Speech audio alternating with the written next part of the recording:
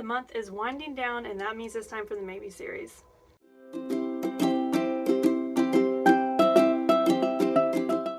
Hi, hello, and welcome back to my channel. My name is Alex, and today is the September Maybe series.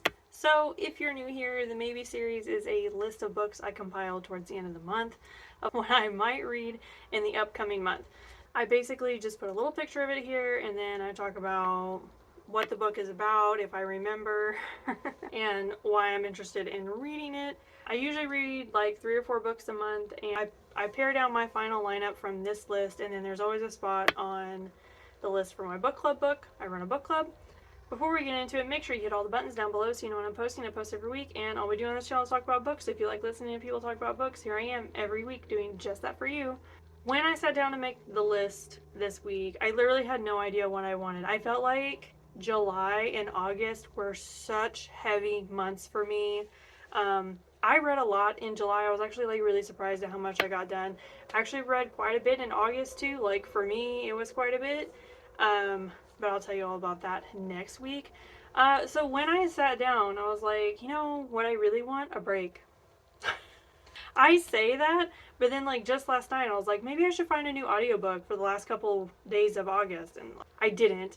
And I knew, I was like, I don't really need to do that. Like there's about 100 other things I could do instead of like picking up a new audiobook and like trying to like stretch my focus around that. So I didn't end up doing that. But yeah, I say like I need a break, but then I find myself back in books all the time, which is not bad. It's not bad to read like too much, but I don't know, sometimes it just feels like something else I have to do, something I have to finish, something I have to complete, and sometimes that's too much. So I'm not going to put a lot of pressure on myself for September. September is going to be a really wild month here at my house, so like I am just going to try and scale back a little bit, not set my expectations too high. I'm really only going to bring home a couple books from the library and just not pressure myself. So with that in mind, let's not waste any more time. Let's get into it. The first book on the September Maybes is The Haven by Fiona Neill. Okay, when I first saw this book, I was like, you know what this reminds me of? It reminds me of that new Channing Tatum movie that's coming out, like Blink Twice or whatever. I don't know why this cover was giving those vibes, so I looked into it. It doesn't sound quite like that, but that movie, but it doesn't not sound like it either. Okay, what I'm getting from this is that like this younger girl, young woman, and her family are living like this off-grid lifestyle with some other people, and like she wakes up with an injury and kind of like amnesia, and then she starts like piecing together what happened to her and like the urgency that there is inside her that they need to leave the island. Okay, so the description was not giving a ton, but it was giving me like 1, cult vibes, really big cult vibes, and then 2, it was also giving me The Beach, if you've read that book, which also has kind of like cult vibes to it too. Yeah, I find the idea of this pretty interesting, and it would just depend on if it lived up to what it's saying. But yeah, this one caught my eye, so on the list it went. Okay, the next one is Cover Story by Susan Rigetti. This popped up on like a thrillers must-read post for me, so I kind of looked into it. I don't really know if it sounds that thriller-ish. I can't really decide what it sounds like, honestly. It's mostly about, like from the description, this woman gets a job with like a really influential woman and starts acting as a ghostwriter for her, and basically she kind of goes from living this life of lower income or like paycheck to paycheck to like all of a sudden living the lifestyle of the rich and the famous because she's tied to this very influential woman and like acting as her ghostwriter. And then I guess as she starts digging into her life or like experiencing that type of life, she starts to see like all the flaws and like all the sketchiness underneath. I don't know what the thrilling aspect of that's going to be, except that if this woman ends up coming back being some sort of like a murderer, she has like a covered up crime or something like that. So I don't know. The cover looks really good. And the person that made this post, like a lot of the other recommendations were either books I really liked already or books that were already on another TBR of mine. So like I feel like our taste sort of matched up. So yeah, I mean, we'll see. The next book on the list is We Used to Live Here by Marcus Kliewer. Okay, this book has been popping up for me like literally everywhere, and I just found out that it's about to be turned into a film. Premise of this sounds interesting because it almost sounds like a psychological horror or like a supernatural horror. But it definitely, the cover is really giving thriller vibes to me. So basically, there's this couple that's in this house and they're about to flip it. Like, that's what they're there doing with it, is flipping it. And a family shows up and they're like, we used to live here, can we come in and look around? And they're like, okay, sure. And then the people like won't leave, and then like someone goes missing inside the house. So that's where like the supernatural element like might come in. Okay, first of all, people be showing up at your house and ask you looking around? No. No. That's okay. You used to live here, you don't live here now. I don't understand that at all. Like, why is there a whole book about this? You don't let strange people into your house. Like, period. I don't care if they have kids or not. Like, here's a bottle of water, be on your way. So yeah, I don't know. I'm already having a huge hang up about this because why would you let strange people into your home?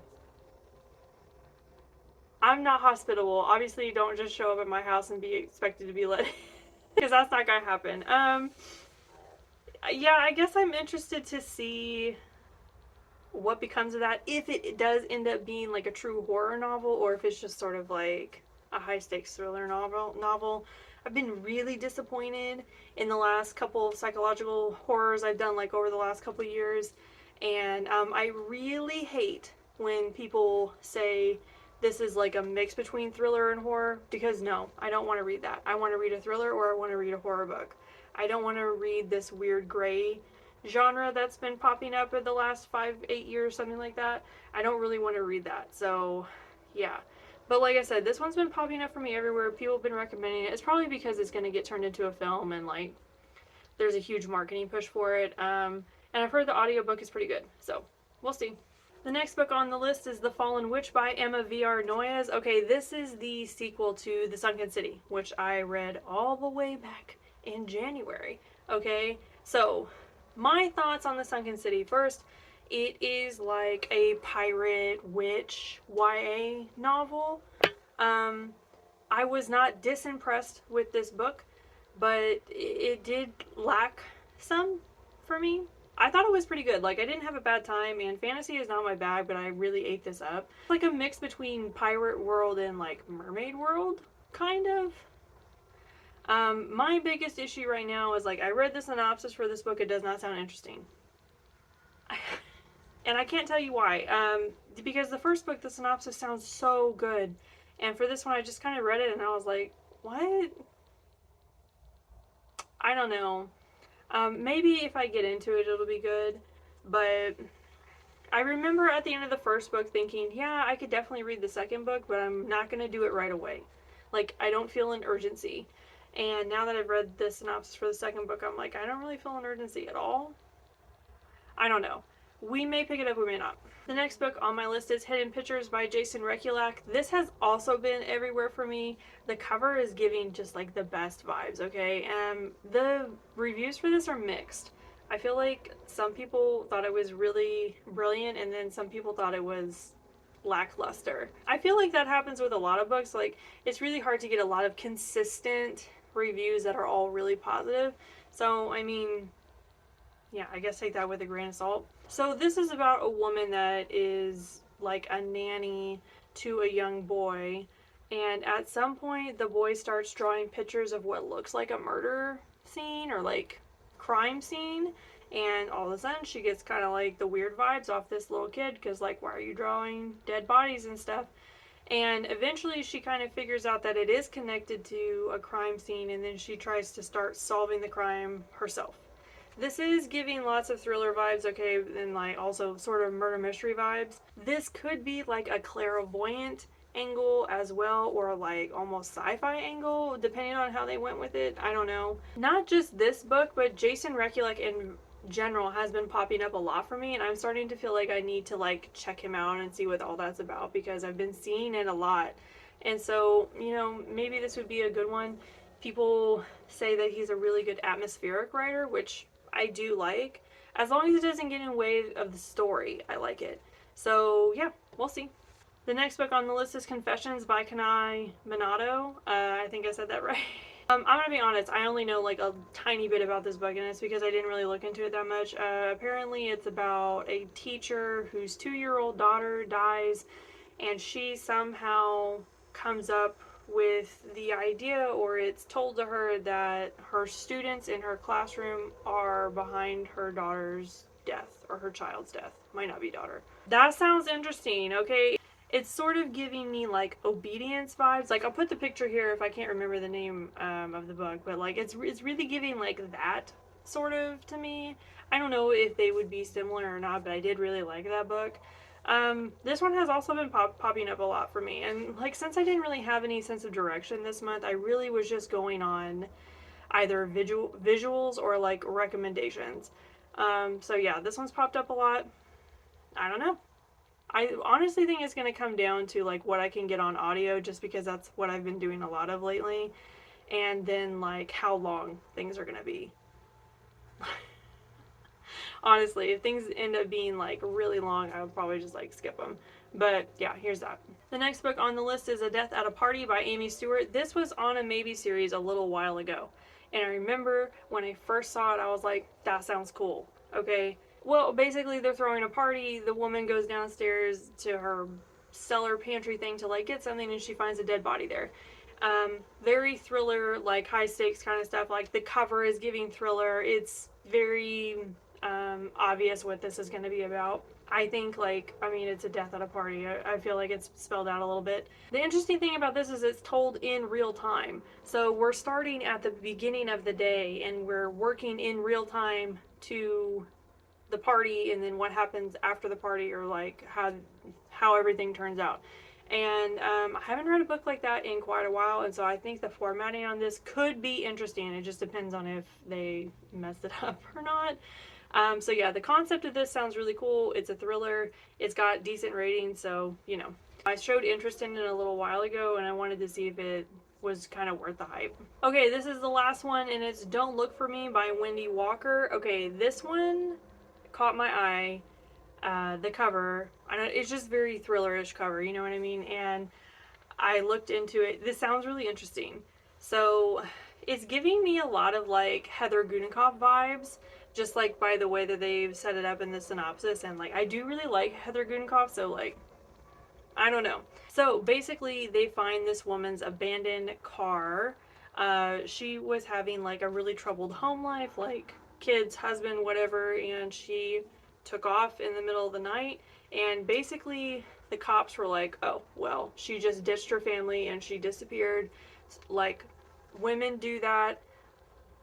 That happens a lot. She was just tired of her life, and she wanted to start over.